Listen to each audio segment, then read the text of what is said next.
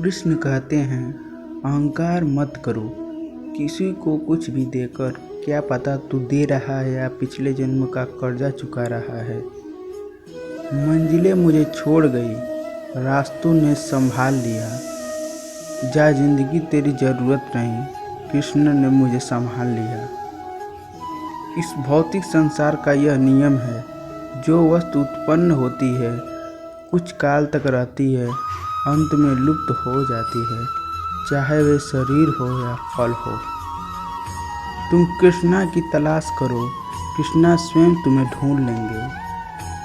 कृष्ण कहते हैं, जैसे प्राणी अपने पुराने कपड़ों को उतार कर फेंक देता है और नए कपड़ों को धारण करता है, उसी प्रकार यह आत्मा पुराने शरीर से त्याग करके नया शरीर प्राप्त करती है।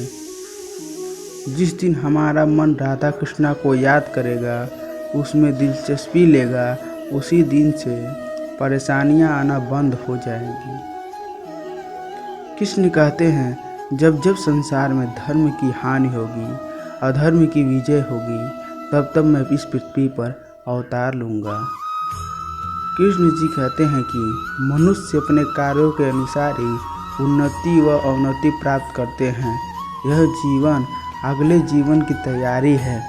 मनुष्य को सदा अच्छे कार्य करने चाहिए। कृष्ण कहते हैं, इस जगत में मनुष्य भौतिक वस्तुओं का भोग कर सकता है। अगर वे चाहे तो सब कुछ छीन सकते हैं, मनुष्य कुछ भी नहीं कर सकता। राधा कृष्ण की कृपा पाने के लिए हृदय में भक्ति जगाना होगा। जिसमें यह भक्ति जागृत है वह बड़ा भाग्यवान है। तुमने यदि किसी वस्तु की इच्छा की, यदि वह इच्छा कृष्ण के अनुकूल नहीं है तो उस कार्य में असफलता नहीं मिलेगी। कृष्ण जी कहते हैं, यह बात हमेशा याद रखो, कैसे भी हालात हों, किसी प्रकार का अन्याय, पाप या किसी भी गलत बात का समर्थन नहीं करोगे, चाहे वह पति या पुत्र हो। इस संसार में विभिन्न कलाएं हैं और इस कला में एक अच्छी कला है, किसी के दिल में समा जा उसे छू लेना। जो व्यक्ति अंतिम समय कृष्ण का चिंतन करता है, कृष्ण को प्राप्त होता है। मनुष्य को चाहिए वह अंतिम क्षणों में कृष्ण का चिंतन करे। जिस प्रकार पानी में तैरती नाव को तेज वायु बहा ले जाती है, उसी प्रकार विचारशील इंद्रियों में से कोई एक चीज पर मन लगा रहता है, वह मनुष्य की बुद्धि हर लेती है। इसलिए इंद्रियों को कृष्ण भावना में लगाना चाहिए। भगवान कृष्ण का एक मंत्र व प्रार्थना मोक्ष प्राप्त कर सकता है। हरे कृष्णा हरे कृष्णा हरे कृष्णा हरे हरे, हरे रामा हरे रामा हरे हरे। भगवान कृष्ण को जान लेने से मनुष्य जन्म मरण के बंधनों से मुक्त हो जाता है। कृष्ण जी कहते हैं, जो लोग जिस भाव से मुझे ग्रहण करते हैं उसी को अनुसार उन्हें फल मिलता है। महाभारत युद्ध में कृष्ण भगवान यह दिखाना चाहते थे, पाप की हार होती है और सत्य की जीत होती है। अहंकार करने पर इंसान की प्रतिष्ठा, वंश, वैभव तीनों ही चले जाते हैं। विश्वास न हो तो रावण, कौरव और कंस का अंत देख लो। जन्म लेने वाले के लिए मृत्यु निश्चित है, जितना कि मृत्यु होने वाले व्यक्ति का जन्म लेना निश्चित है। यह जीवन का सच है। उपहार देना तब अच्छा लगता है जब उस व्यक्ति के पास वह वस्तु आप दे दो जिसकी वह कल्पना नहीं करता था। इसलिए उपहार सही समय पर सही इंसान को देना चाहिए। भगवान गीता में कृष्ण ने कहा है, जन जन में बसे हैं राम, प्राण में बसी राधा रानी, मन में बसे हैं कृष्ण। जब घर से बाहर निकले तो प्रभु कृष्ण के सामने झुक कर रहे, प्रभु मैं आपसे मिलकर जा रहा हूँ, शीघ्र लौटूंगा। क्योंकि भगवान भी आपके लौटने का इंतजार करते हैं। कृष्ण के लिए खर्च की गई कोई चीज़ कभी व्यर्थ नहीं जाती, चाहे वह सांस हो या वक्त।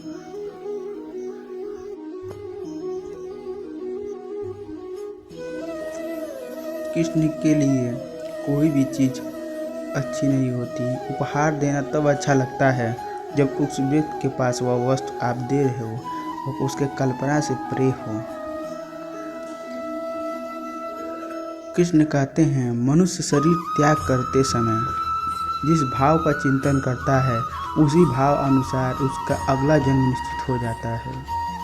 कृष्ण जी कहते हैं, जो मनुष्य भगवत गीता को निष्ठा प्रेम पूर्वक गंभीरता से पढ़ता है उसके द्वारा किए गए पूर्व के सारे दुष्कर्म फलों का प्रभाव समाप्त हो जाता है, वह मेरी शरण में आ जाता है।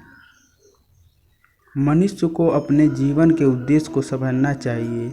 एक पशु दूसरे पशु का वध करता है तो यह पाप नहीं, लेकिन मनुष्य स्वार्थ के लिए पशु का वध करता है तो वह पाप है। जिंदगी में हम कितने गलत हो या सही सिर्फ दो लोग जानते हैं, आत्मा और परमात्मा। राधा कृष्ण का नाम मानो एक अनमोल रत्न है जिसका मूल्य पाया नहीं जा सकता। हे कृष्ण, मुझे सिर्फ तू चाहिए, ना तेरा जैसा ना कोई तेरे सिवा। कृष्ण का कहना है, हमारे यह शरीर रथ हैं, बुद्धि हमारी सारथी, मन चालक है और इंद्रियां हमारे घोड़े हैं। दुख सुख का अनुभव आत्मा को मन व इंद्रियों की संगति से होता है। इस संसार में मूर्ख व्यक्ति, अधर्मी, अज्ञानी व नास्तिक प्रकृति का व्यक्ति मेरे शरण स्वीकार नहीं कर सकता। यदि कोई व्यक्ति प्रेम से, भक्ति से पुष्प, फल, जल भी मुझ पर चढ़ा दे तो उसी भाव से उसे स्वीकार करता हूँ, वह मेरा प्रिय भक्त होता है। अंतकाल में जो मनुष्य मेरा स्मरण करते हुए देह त्याग करता है वह मेरी शरण में आता है। इसलिए मनुष्य को चाहिए कि अंतकाल में मेरा चिंतन करे। जो दूसरों की तकलीफ़ों को समझते हैं, जिनमें दया है, दिल है, अच्छे हैं, उन्हें दोबारा जन्म लेना नहीं पड़ता। जब हम स्वयं जीवन के शिल्पकार हैं तो चलो हम अपनी मुश्किलों को हराते हैं, जीवन में मुस्कुराते हैं। हमारा मस्तिष्क एक चुंबक है, जब हम समाधान खोजेंगे तो यह समाधान की ओर आकर्षित होगा, अगर परेशानी की ओर सोचेंगे तो उसी ओर आकर्षित होगा। हमेशा सकारात्मक सोच है। मन जहाँ शुद्ध होगा वहाँ मन एकाग्र हो जाएगा। जब मन एकाग्र होगा तो वह कुशाग्र होगा, तब तुम्हें परम शांति की प्राप्ति होगी। आदमी को 84 लाख योनियों के बाद यह मनुष्य तन प्राप्त हुआ। इसे ऐसे ना गंवाएं, हर समय परमात्मा के नाम का स्मरण करें। मनुष्य जीवन जीने के दो रास्ते हैं, चिंता व चिंतन। कुछ चिंता में जीते हैं, कुछ चिंतन में। चिंता में जीने वाले हजारों हैं, चिंतन में 2-4 हैं। चिंता स्वयं एक मुसीबत है, चिंतन उसका समाधान है। जब आप कृष्ण की पूजा नहीं कर पाएँ तो यह मत समझना समय नहीं मिला। सोचो, आज हमने ऐसा कौन सा काम किया कि भगवान ने अपने सामने खड़ा होना पसंद नहीं किया। चाहे लाख रुपए इकट्ठा कर लो, अपने कर्मों के सिवा इस दुनिया में कुछ नहीं ले जा सकते हो। खाली आए हो, खाली जाना है। भगवत गीता कृष्ण के मुख से निकले वचन है। गंगा भगवान के चरणों से निकली, फिर भी गीता गंगा जल से अधिक महत्वपूर्ण है। Thank you, have a nice day. Please channel को नए हैं तो सब्सक्राइब कीजिए। Thank you.